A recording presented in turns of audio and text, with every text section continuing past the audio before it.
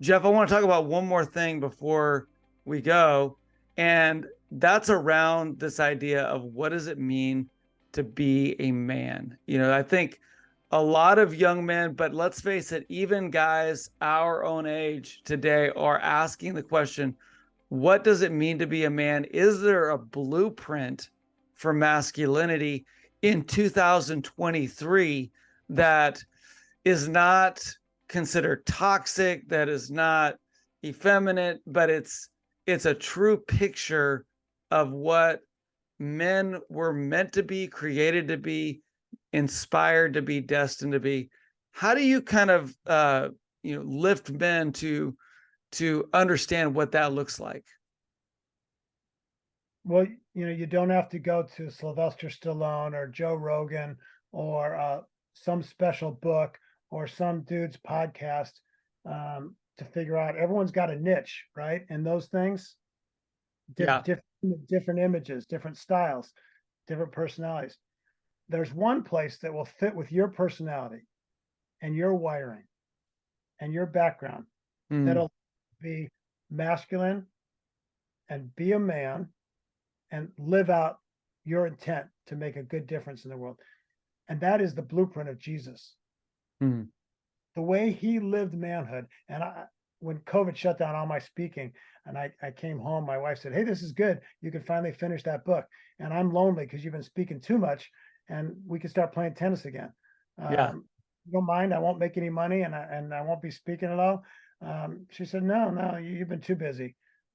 I started reading everything in the Bible in Matthew, Mark, Luke, and John about Jesus. Mm, And I found 221 traits of how he lived as a man. They're not for one culture or one era. They're mm, timeless. He's a man for all seasons. Jesus was humble. First and foremost, he was a son of the Father. He was on mission. His mission was to make life better for others. He dignified women. He protected women. mm, He rallied men. mm. Friend. He loved friendship. Man, he gave fishing advice, and the guys caught 153 fish. Showed up at the beach and cooked some fish and had breakfast with Peter after Peter denied him 3 times. Mm, He wasn't afraid to show his weaknesses. Thomas, you doubt who I am? Stick your fingers in this hole in my hand, mm, wound in my side. Go ahead and test it out. He brought Peter, James, and John into the garden to pray with him the night that he was sweating drops of blood, anticipating dying on the cross the next day. mm, He was a brother. He brought those same 3 dudes, his 3 closest friends, up on the Mount of Transfiguration, and they heard God say, "This is my son, my beloved son, in whom I'm well pleased, the chosen one. Listen to him." Did you hear him receive his identity in front of his buddies? mm, Jesus was a brother. He was a friend. He built the men. He took them on adventures. They fed 5,000 together. He sent them out on the lake, and they almost died. mm, And he walked in the water to save them. And he said, "Peter, come on, you can walk in the water if you focus on me." And he did for the 2 seconds he focused on Jesus, and then he started sinking when he focused on the storm. This man was pure in motives, strong for others, not for himself. He mm, led it to his father all the time. You know, mm, he was purposeful. He was missional. If this applies to being a friend, it'll make you a loyal, good friend that'll bring out the best, not just entertain your friends. mm, If you're dating a girl and you've been dating her for 6 years and you're having sex and living together, but hesitant to get married, you'll stop taking what isn't yours. You'll mm, just cherish her and honor her. And whether she really understands it or not, you'll rebuild trust by saying, "We're not even going to sleep together again till we marry. I want to love you and get good at loving you for the rest of our life. And I want mm, kids to be blessed." You'll choose to marry her. Okay. If you're a husband, you'll start worrying about your wife's feelings, not yours. mm, And you'll apologize first. mm, You'll be the one saying, "Let's go on a date." You'll be the one saying, "Hey, babe, how was your day? Let's talk about it." mm, Because your strength is creating great relationships. That's your goal. mm, If you're a dad, you are going to build up your son or daughter's confidence, but with their character, not their performance, with their Yeah. with their nature, with their faith. And you're not going to frustrate them because it's not about you. If they lose their game, if they don't get into the college, if they don't impress people, it's not about you. Right. You're an investor in them. Jesus invested in us. We consume from one another. A Mm, little boy consumes, a man invests. All that mm, comes from the blueprints of Jesus. So I think maybe one thing to take away is live as a son, getting your identity and your confidence and your strength from God the Father. mm, Get his guidance. Don't do stuff till he gives you peace on it. And secondly, act like an investor in every relationship. Okay, mm, long-term view, sacrifice something for now, do what's best for them. Quarterbacks invest in the wide receivers and throw the ball to a 1 foot diameter of accuracy, even though they're going to get hit in the jaw. They want to make mm. the easy for the receiver. And Right. receiver, they're taught if you can touch it, you must catch it. Get Mm-hmm. blown up. I'll miss 6 games, but we need this first down. I'm going to catch that pass for the QB. It's all for one and one for all. It's serving the other. It's investing in the other. It's investing in relationships. If you become an investor in relationships, you will be a stud leader at your company, a stud employee at your company, a great husband and a great dad or grandpa, and a great friend. Be an investor using the relationship of being a son of the Father who gives you the strength to do it.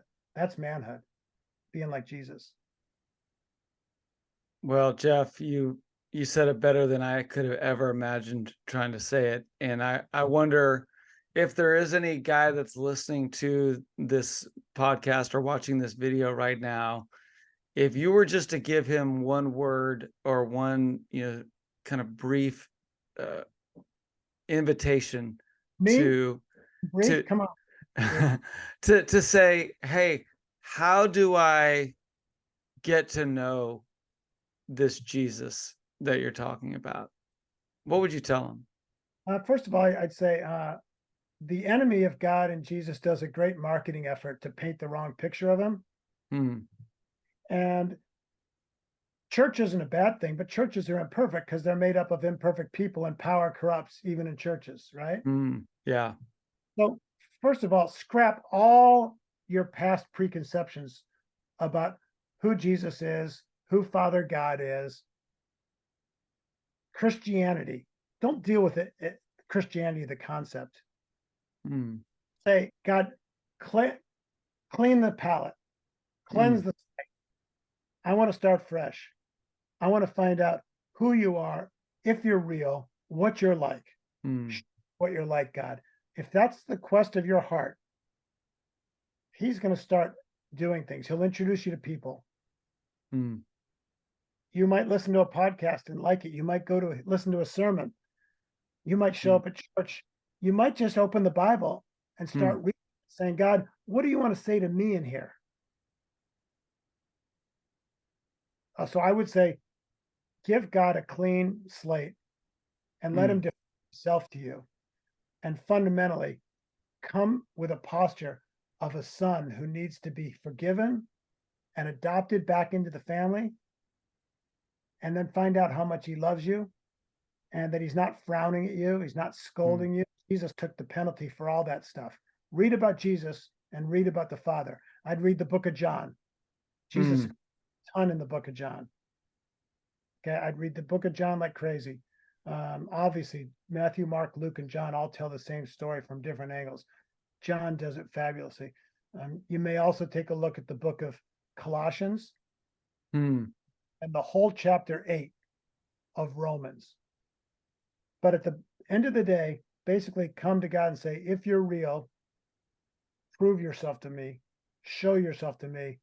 I won't preconceive or assume anything about you. I'm going to get rid of all those thoughts that the culture's planted in my head, all that counterfeit stuff that your enemy has said. I'm not going to hold what, the Catholic Church or this Baptist minister or Hmm. this evangelist has done or some Christian friend who let me down. I'm not going to hold that against you. I'm going to go to the source. Hmm. Get That's to a know great God. word. It's his son. Well, hey, Jeff, as we wrap this up, we've got 600 men on the active roster for Impact Players. We're getting ready to launch our kickoff of the Impact season, which runs from October to May. We do 8 breakfasts, 1 per month during the season. You're our kickoff speaker, October 12th, 2023 at Sambika. Tell the guys that may be listening to this podcast or watching this video why they need to be a part of the kickoff of the Impact season with you speaking at that event. Well, not because of me, but because a man wasn't meant and can't get anything done alone. You're not a lone ranger. You need friends. You deserve friends. God wants you to have friends. There's a characteristic of friends that we'll talk about. And the really deep level 5 friends that'll make you a better man, that you can laugh with, you can cry with, you can be a better man with. That's what we'll talk about there. And Impact is all about that. You guys hold these breakfasts, but after that, you urge guys to go out and be friends, hang out with each other. You have some groups where they practice this type of friendship. So they're going to meet some great guys. They'll get invited to hang out in a cool group. But even if they just take the message and go figure out who their own friends are and how to be more intentional with it, it's going to change their lives. It'll change your marriage if you're married. It'll change your leadership in business. And that shame over being abused as a child, or maybe there was an abortion in your past with a girlfriend, maybe your addiction to alcohol as your go-to, or porn, or your insecurity, or you've been fired twice and you feel crappy about yourself.